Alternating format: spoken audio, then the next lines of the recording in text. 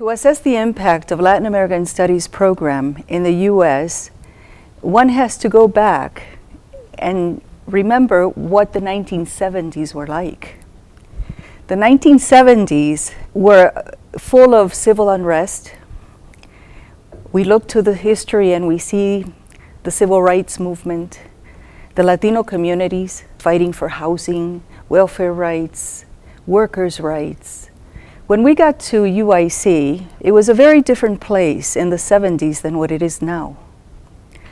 One important difference was that you could walk through the campus and not find one other Latino during the day. The professors at the time taught courses in sociology and history that were irrelevant to us. Not only were they irrelevant, but they demeaned us.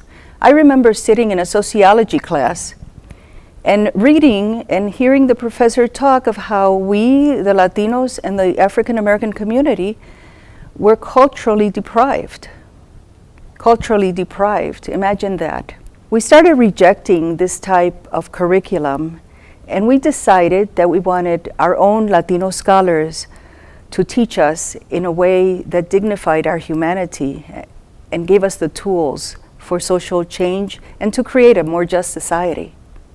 When you look at the program now, you realize that thousands of students have gone through that program.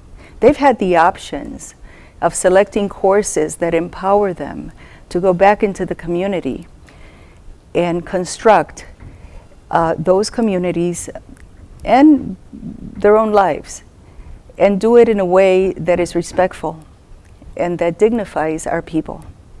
So when you compare those two situations, you can just start to imagine the huge difference that this program has made. Ours is a struggle that builds bridges and continues to prevail.